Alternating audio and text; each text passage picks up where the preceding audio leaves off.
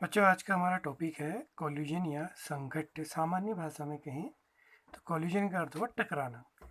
यानी कि अगर आपके पास कोई दो वस्तुएं हैं, दो बॉडीज़ हैं, ये अगर टकरा जाती हैं तो ये क्या हो गया? कोलिजन हो गया। ठीक है, सामान्य भाषा में तो हम इसको यही कहते हैं, लेकिन इसके अलावा कोलिजन कुछ और भी होता है। तो पहले चलो समझते हैं कि कोलिजन में जो ये टकराना है इससे होता क्या है। अगर दो बॉडीज़ आपकी टकराती हैं तो क्या होता है नॉर्मली? इनकी वेलोसिटीज़ में चेंज आता है, इनके पाथ यानी कि इनका जो रास्ता जिस ट्रैक पर ये चल रही थी उस ट्रैक का जो ट्रेजेक्ट्री कहते हैं या पथ कहते हैं उसमें भी परिवर्तन आता है। यानी कि कोलिजन से क्या हो रहा है कि जो बॉडीज़ हैं जो कोलाइड कर रही हैं उनके वेलोसिटी में और उनकी जो ट्रेजेक्ट्रीज होती है उसमें बहुत थोड़ा सा या बड़ा दोनों तरह का कोई परिवर्तन आ सकता है। अब फिजिक्स में ज़रूरी नहीं है कि जब कोई दो बॉडीज टकराए तो हम उसी को कोलिजन कहें। फिजिक्स में हम उस घटना को भी कोलिजन कहते हैं कि अगर वो टकराए ना और उनके म्यूचुअल इंटरेक्शन से। देखो कई बार क्या होता है, आप केमिस्ट्री में पढ़ते होंगे कि अल्फा, जब किसी न्यूक्लियस की ओर अल्फा पार्टिकल को बम्बार्डमेंट किया जाता है तो ये अपने पाथ से डिविएट हो जाते हैं, कोलाइड कहीं नहीं करते हैं। तो ये भी कोलिजन हुआ कि अगर कोई दो बॉडीज़ एक दूसरे के नज़दीक आ रही हैं तो उनके एक दूसरे के अप्रोच करने से, चाहे वो ऐसे करें या अपोजिट डायरेक्शन में जाके करें, जब वो एक दूसरे को अप्रोच करती हैं तो उनके अप्रोच करने से अगर उनके म्यूचुअल इंटरेक्शन से उनके मोशन में किसी भी तरह से, मोशन और पाथ में कोई भी चेंज आ जाए, मामूली सही सही, तो वो सब क्या होता है? कोलिजन के अंतर्गत आता है। ठीक है, तो अब आप सामान्य रूप से ऐसा समझना कि जरूरी नहीं है कि टकराना ही कोलिजन है। बिना टकराई भी अगर मोशन में कोई चेंज है, ट्रेजेक्ट्री में कोई चेंज है, तो वो भी कोलिजन का ही पार्ट होगा। अब इसमें दो तरह से कोलिजन होते हैं। अब कोलिजन से पहले थोड़ा सा एक चीज़ को और दिमाग में रखना है। वो भी एक चीज़ क्या है कि जब दो बॉडीज एक दूसरे से कोलाइड करें, थोड़ी देर के लिए मान लीजिए टकराएगी, तो ये क्या करेंगी? ये इस बॉडी पर फोर्स लगाएगी और ये इस बॉडी पर फोर्स लगाएगी। तो ये सारे के सारे जो फोर्स हुए ये इंटरनल फोर्स हुए। ठीक है नहीं?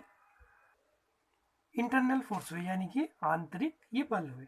तो इंटरनल फोर्सेस जो ये म्यूचुअल इंटरेक्शन के थ्रू लग रहे हैं, ठीक है ना, इसको एक दिमाग में भी रखना कि म्यूचुअल इंटरेक्शन क्या हुआ, इंटरनल फोर्सेस क्या हुआ। जैसे आप एक बस में बैठे हैं और आप एक बस में बैठ के बस को अंदर से धक्का लगाए तो बस मूव नहीं करती है, लेकिन अगर आप बाहर से धक्का लगा दें तो बस क्या हो जाती है? मूव करने लग जाती है। ठीक है नहीं? तो ये इंटरनल फोर्स हुई। इंटरनल फोर्सेस के through there is no change in motion, there is no change in velocity mean there is no change in momentum, यानी कि मोमेंटम में कोई भी चेंज नहीं होगा। तो आपको एक चीज़ दिमाग में रखनी है कि जब भी दो बॉडी कोलाइड करेंगी तो उनके जो कोलिजन है उसमें क्या लगेगा? एक दूसरे पर इंटरनल फोर्सेस लगेंगे या आंतरिक, जिसको हम क्या कहेंगे हिंदी में? आंतरिक बल कहेंगे, अंदर के बल। तो आंतरिक बल के थ्रू क्या होगा? इनके मोमेंटम, इनके संवेग में कोई भी परिवर्तन नहीं आएगा। ये चीज़ आपको दिमाग में रखनी है। ठीक हो गया? तो संवेग तो हमारा क्या हो गया? कंजर्व हो गया या संरक्षित हो गया। अब अगली चीज़ क्या आती है? काइनेटिक एनर्जी में क्या फ़र्क पड़ेगा? अब ये डिपेंड करता है कि आपका कोलिजन किस तरह का है। तो इसी आधार पर देखो, आप एक कॉमन सा हमारा क्लियर हो गया कि जब भी कोलिजन होगा तो पहली चीज़ क्या है? उसका संवेग या मोमेंटम ये क्या रहेगा? कंजर्व या संरक्षित रहेगा। ठीक हो गया? अब इसके बाद यहाँ से दो कंडीशन बनती हैं। अब नॉर्मली क्या हो सकता है कि जब बॉडीज टकराती हैं, आप कॉमन सा देखना, अगर आप कभी दो चीज़ों का हाथ को ही टकरा दीजिए ऐसी तेज़ी से तो हल्का सा हाथ में गर्मी सी तो फील होती है। ठीक है ना? तो सामान्यतया अब दो कंडीशन बनती हैं कि अगर वो टकराने पर हाथ गर्म हो रहे हैं, इसका मतलब कहीं ना कहीं हीट प्रोड्यूस हो रही है। हीट प्रोड्यूस होने का अर्थ ये है कि उनकी काइनेटिक एनर्जी कंजर्व नहीं रह रही है। ठीक है ना? यानी कि उनकी गतिज ऊर्जा क्या है? कंजर्व नहीं है, संरक्षित नहीं है। तो जब ये कंजर्व नहीं होगी, ठीक हो गया, तो एक कॉलिजन ये हो गया। और दूसरा कॉलिजन जब ये कंजर्व रहेगा, तो सामान्यतः ऐसी कंडीशन भी होती है कि जब ये कंजर्व हो जाए, हालांकि कंप्लीटली ये कंडीशन नहीं मिलती है। अगली कंडीशन होगी कि जब ये कंजर्व हो जाए या संरक्षित हो जाए। तो इस तरह से हमारा कॉलिजन दो तरह का हो गया। एक जिसमें मोमेंटम तो दोनों में कंजर्व होगा, एक जिसमें काइनेटिक एनर्जी कंजर्व हो, एक जिसमें काइनेटिक एनर्जी कंजर्व ना हो। तो जिसमें काइनेटिक एनर्जी कंजर्व होगी उसको कहेंगे इलास्टिक कोलिजन, ठीक है ना। ये वाला कहलाएगा इलास्टिक कोल्यूजन, यानी कि प्रत्यास्थ संघट्ट हिंदी में कहेंगे इसको। और ये वाला कहलाएगा इन इलास्टिक कोल्यूजन, या इसको हिंदी में कहेंगे अप्रत्यास्थ संघट्ट। ठीक हो गया, तो क्लियर होगी ना ये टॉपिक। अब हम इसके आगे इसकी कुछ कंडीशन है उनको पढ़ेंगे। तो बच्चों हमारा पहला टॉपिक है इसका, जिसका हमने मैथमेटिकल पोर्शन डिराइव करना है, वन डायमेंशनल इलास्टिक कोल्यूजन, यानी कि एक विमीय प्रत्यास्थ संघट्ट। अब इलास्टिक है तो मोमेंटम आपको पी को भी कंजर्व रखना है और काइनेटिक एनर्जी भी आपकी कंजर्व होगी। तो लेके चलते हैं। सपोज ये m1 बॉडी थी जो u1 वेलोसिटी से चल रही थी, ये m2 बॉडी थी u2 वेलोसिटी से चल रही थी, कोलाइड हुई कोई शॉर्ट टाइम के लिए, कोलिजन के बाद लेट m1 वाली v1 वेलोसिटी से मूव करने लगी और m2 वाली v2 से मूव करने लगी। ठीक हो गया। तो पहली चीज़ क्या है, मोमेंटम या इनका संवेग संरक्षित रहेगा, यानी कि इनिशियल मोमेंटम p1 बराबर फाइनल मोमेंटम p2। तो क्या बना, m1 u1 plus m2 u2 is equal to m1 v1 plus m2 v2। अब हम m1 वाले एक और m2 वाले एक और ले लेंगे। तो बच्चों m1 वाले एक और ले लिए और m1 कॉमन लिया, तो m1 u1 माइनस वी1 is equal to m2 v2 minus u2, ये पहली कंडीशन होगी। सेम कंडीशन हम करेंगे, काइनेटिक एनर्जी को इक्वल कर लेंगे। तो इनिशियल काइनेटिक एनर्जी, क्योंकि काइनेटिक एनर्जी इनिशियल और फाइनल बराबर रहनी है तो वो भी कंजर्व रहेगी। तो पहले वाले की kinetic energy half m1 v1 square, दूसरे वाले की हाफ m2 u2 स्क्वायर, और फाइनल में ये आपका इनिशियल सिस्टम है और ये आपका फाइनल सिस्टम है। तो m1 v1 स्क्वायर फाइनल में पहले की और हाफ m2 v2 स्क्वायर ये दूसरे वाले की। ठीक हो गया, हाफ हाफ हाफ कैंसिल हो गए। फिर वही करिए, m1 वाले इक्वल ले लेंगे तो इसको भी इधर ले आएंगे तो m1 कॉमन भी ले सकते हैं। इसके बाद हम m1 u1 square minus m1 v1 square, same process, इसको उधर ले लें m2, ये बन जाएगा आपका v2 square minus m2 u2 square. इन दोनों में से m1 कॉमन आता है, u1 square minus v1 square, same process यहाँ पर m2 v2 square minus u2 square, इसके फैक्टर कर लेते हैं, m1 u1 माइनस v1 और u1 plus v1 a square minus b square से। सेम प्रोसेस यहाँ रिपीट करते हैं, m2 v2 माइनस u2 और v2 प्लस u2, ये आपकी इक्वेशन नंबर 2 होगी। ठीक है बच्चों, ये दो इक्वेशन हमारी बड़े काम की हैं। अब हम इक्वेशन 1 से इक्वेशन 2 को इक्वेशन 1 से डिवाइड कर लेंगे। तो बच्चों इक्वेशन 2 को अब हम लोग इक्वेशन 1 यानी कि इससे डिवाइड कर लेते हैं। तो डिवाइड करेंगे तो हमारा लगभग 90% जो प्रॉब्लम है वो हमारी सॉल्व हो जाएगी। ये कैंसिल, सेम प्रोसेस यहाँ, ये कैंसिल, ये दोनों भी कैंसिल, ये भी कैंसिल। तो क्या इक्वेशन बनी, u1 plus v2 u1 plus v1 is equal to, ये v1 था और इज इक्वल टू आ गया v2 प्लस u2, इसको इक्वेशन 3 कह देते हैं। इसी में से देखो एक बड़ा काम का रिजल्ट और क्या आता है, अगर हम इस u2 को इधर ले आ लें, ये माइनस हो जाए और इधर कर लें v2 माइनस v1, ठीक है।